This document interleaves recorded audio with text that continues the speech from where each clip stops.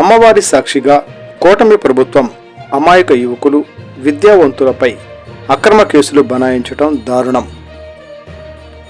పెనుగంచిప్రోలు గ్రామంలోని వైసీపీ కార్యకర్తలపై అక్రమ కేసులు వ్యతిరేకిస్తూ పెనుగంచిప్రోలు మండల పార్టీ అధ్యక్షుడు పొన్నం కోటేశ్వరరావు ఆధ్వర్యంలో అంబేద్కర్ విగ్రహం వద్ద నిరసన కార్యక్రమం చేపట్టిన జగ్గయ్యపేట నియోజకవర్గ వైఎస్ఆర్సీపీ ఇన్ఛార్జ్ తన్నీరు నాగేశ్వరరావు మరియు వైసీపీ శ్రేణులు గత 3 రోజుల క్రితం మంగళవారం తెల్లవారుజామున లక్ష్మీ తిరుపతమ్మ అమ్మవారి చిన్న తిరునాళ్ల సందర్భంగా అమ్మవారికి ఆనవాయితీ ప్రకారం పసుపు కుంకుమలు సమర్పించుటకు అన్ని పార్టీల వారు ప్రభలు కట్టుకుని వస్తూ ఉండగా పెనుగంచిప్రోలు పోలీస్ స్టేషన్ కూడలి సమీపంలోని టీడీపీ మరియు వైసీపీ వర్గీయుల మధ్యలో ఘర్షణలు జరిగాయి.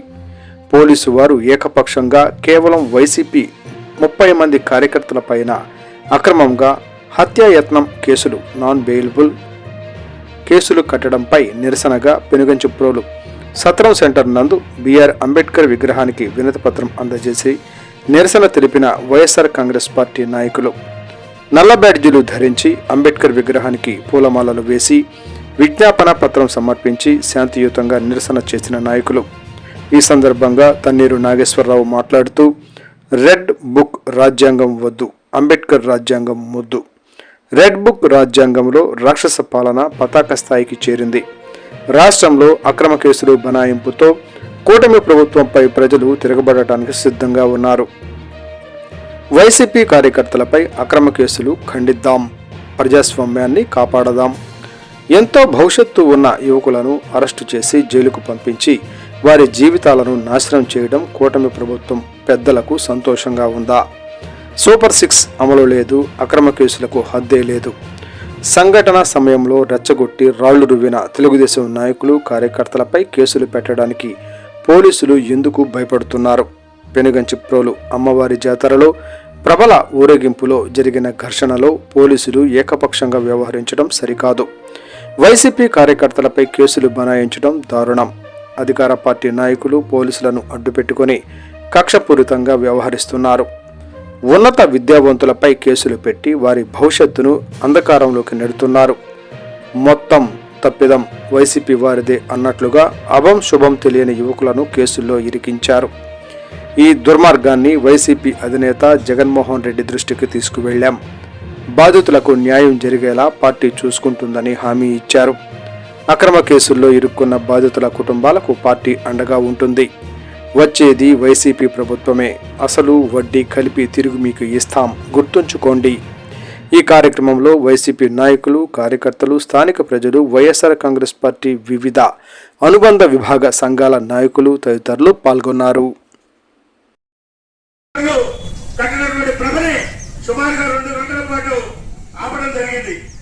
ఆ రోజు పీస్ కమిటీలో చెప్పిన దాని ప్రకారం అధికార పార్టీ అంటే తెలుగుదేశంగా ఓటమిలో ఉన్న మరొక పార్టీ జనసేన మూడో పార్టీగా మీరు పంపిస్తామని చెప్తే మా వాళ్ళు అర్థం చేసుకుని అప్పటిదాకా సంయమనంగా సుమారుగా 1:30 వచ్చి 4:30 వరకు కూడా ప్రశాంతంగా వాళ్ళు ఉంటే అక్కడికి అధికారపాలన నుంచి ఇతర గ్రామాల నుంచి వచ్చిన తెలుగుదేశం ప్రజలు అక్కడికి వచ్చి ఆగి వాళ్ళని వెళ్ళమన్నా కూడా వెళ్లకుండా వైఎస్ఆర్ కాంగ్రెస్ పార్టీ శ్రేణులు చూసి అవహేళన చేస్తూ ఈ 2 గంటలు కాదు ఇంకొక 2 గంటలు మీరు ఉండాలి, అలానే మీకు 11 వచ్చినాయి, లేకపోతే జగన్మోహన్ రెడ్డి గారిని కించపరుస్తూ అవమానపరుస్తూ ఆయన ముఖ్యమంత్రిగా 5 సంవత్సరాలు చేశారు ఈ రాష్ట్రానికి అని చెప్పి సోని వాళ్ళు లేకుండా ఇష్టానుసారం డీజేల్లో డైలాగులు పెట్టి వైఎస్ఆర్ కాంగ్రెస్ పార్టీ శ్రేణుల్ని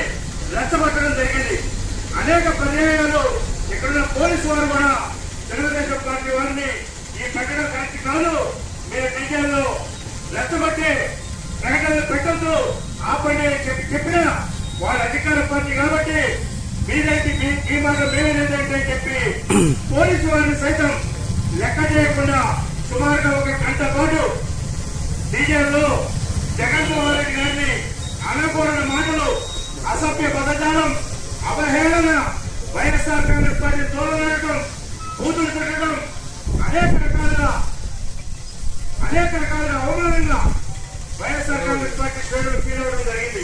అయినప్పటికీ కూడా అక్కడ ఉన్న మాజీ మండల పార్టీ అధ్యక్షుడు చెట్టు తీసుకునే భర్త ఆ ప్రవక్త ముందు వైఎస్ఆర్ కాంగ్రెస్ పార్టీ శ్రేణులు మొత్తం కూడా మీరు సమయంలో పాటించండి, మనకి అధికారం లేదు, తొందర పెడితే కేసులు కడతారు, మన పరిస్థితి బాగాలేదు, ఇక్కడ అసలే లెక్కకు రాజ్యాంగం నడుస్తుంది, లోకేష్ గారి రాజ్యాంగం ఉన్న అమల్లో ఇక్కడ అంబేద్కర్ రాజ్యాంగం ఈ రాష్ట్రంలో లేదు, కాబట్టి మీరు జాగ్రత్తగా ఉండండి, ఇందులో చదువుకున్న పిల్లలు కూడా ఉన్నారు, మీరు వెనక్కి దక్కండి అని చెప్పి 1-2 సార్లు ఆయన సమయంలో పాటిస్తే తెలుగుదేశం పార్టీ సైడ్ నుంచి ఆ విజువల్స్ లో మన దగ్గర ఉన్నాయి. ఇప్పుడు కావాలంటే వీడియో వాళ్ళకు కూడా చూపిస్తాం. నాయకులు కొంతమంది అక్కడ ఉండి ఆ వీడియో కూడా మన దగ్గర దగ్గర పర్యవేక్షిస్తూ సాగండి, చేయండి, ఒప్పండి, తిరగబడండి, వాళ్ళని వెళ్ళబట్టండి, పరిగెత్తించండి అని చెప్పి రెచ్చగొట్టే ప్రకటన తెలుగుదేశం పార్టీ వారు చేయడం, ఆ నాయకులు చేయడాన్ని బట్టి అక్కడ ఉన్న వాళ్ళు మద్యం సేవించి ఉన్నారు.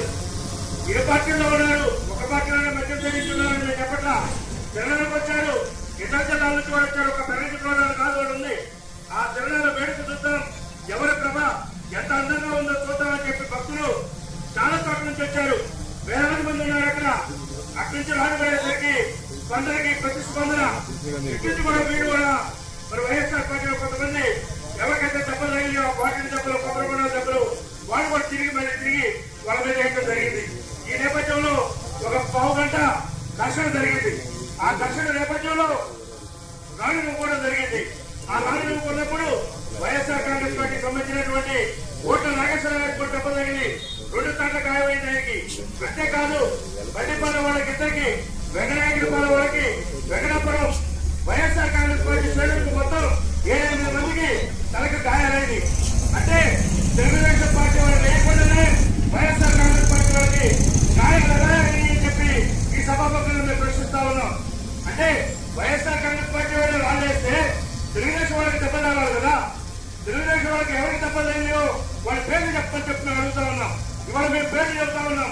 ఓట్ల నాగేశ్వరరావు జరిగింది, బండిపాలెంలో జరిగింది, పూచి లక్ష్మణరావు గారికి తగిలింది తప్ప వైఎస్ఆర్ కాంగ్రెస్ పార్టీలో ఉన్న వాళ్ళకి సుమారుగా 7-8 మందికి తనకు దెబ్బలు తగిలింది. అయినా కానీ మేమిస్తే కంప్లైంట్ తీసుకొని తెలుగుదేశం వాళ్ళ మీద కేసు కట్టాలి ఈ కేసు. కానీ ఇక్కడ పోలీసు వారికి దెబ్బ తగిలింది కాబట్టి పోలీసు వారే మరి వారు ఎవరైతే దెబ్బలు తగిలియో వాళ్ళే కంప్లైంట్ ఇవ్వడం జరిగింది. ఇవ్వచ్చు, తప్పలేదు. విధిగా వాళ్ళు ఉన్నారు, వాళ్ళ డ్యూటీస్ వాళ్ళు చేస్తూ ఉండగా వాళ్ళ గాయాలైంది.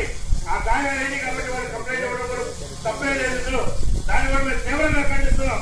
ఎవరైతే పోలీసులు దానికి పాల్పడ్డారో వాళ్ళు మా పార్టీ వాళ్ళు కావచ్చు, తెలుగుదేశం వాళ్ళు కావచ్చు, జనసేన వాళ్ళు కావచ్చు, లేకపోతే పార్టీలకు సంబంధం లేని వాళ్ళు కావచ్చు, ఎవరైతే ఉన్నారో వాళ్ళు తప్పనిసరిగా శిక్షించండి.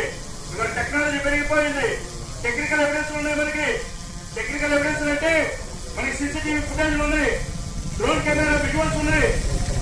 అదేవిధంగా సోషల్ మీడియాలో కూడా అనేక వీడియోలు ట్రెండ్ అవుతా ఉన్నాయి. కరిగెత్తిప్రోలు అమ్మవారి గుడి దగ్గర మొన్న మంగళవారం నాడు ఉదయం తెల్లవారుజామున జరిగిన సంఘటనలో అనేక రకాల వీడియోలు బయటకు వచ్చి ఎందుకంటే అక్కడ విలేకరులు కూడా తీసిచ్చారు. అందులో చూస్తే తెలుగుదేశం పార్టీ వారు పసుపచ్చ కండవా తలకు చుట్టుకొని మెడలో కండవాలు వేసుకొని విచ్చల మీద రాళ్ళు వేయడం అనేది అనేక రకాల వీడియోలు చూసాం. అంటే మేమనేది ఏంటంటే ఇక్కడ ఆవేశపరిచింది, ఉద్రేకపరిచింది, రెచ్చగొట్టింది మొత్తం తెలుగుదేశం పార్టీ వారే ముందు రాళ్ళేశారు. వాళ్ళేసిన రాళ్ళే పోలీసులకు తగిలి.